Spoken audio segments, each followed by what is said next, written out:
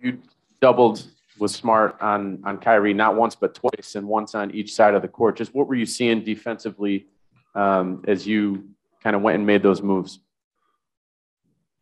The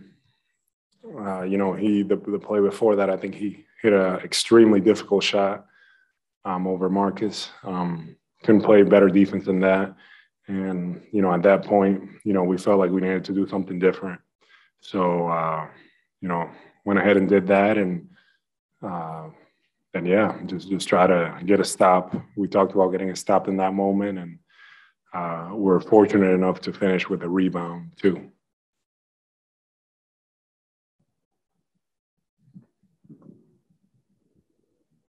Al, can you just take me through the communication as that lead starts dwindling down? These are things you guys went through earlier in the year and it went the other way. What kind of things are you discussing? What are you saying to each other as that lead gets smaller and smaller and then you lose it late in the fourth there? It's a learning experience for our group. I know that we've all have playoff experience in the past, but it's, the first time that this group is together, first playoff game against an extremely good team.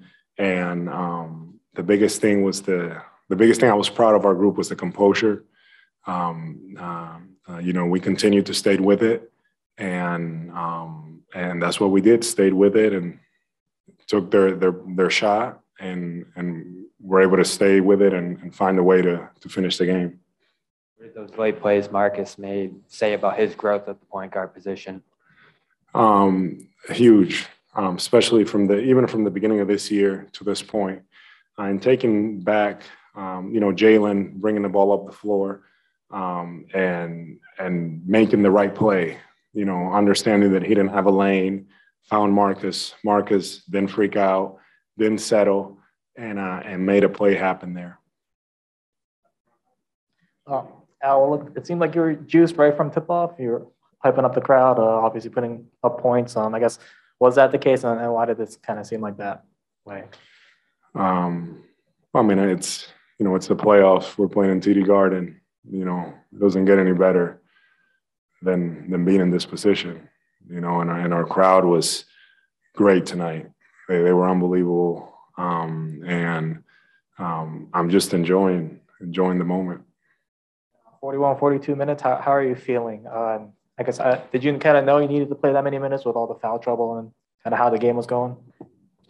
I feel fine. Obviously, start the recovery stuff and get ready for Wednesday. Al, how were you guys able to do the job that you did on KD today?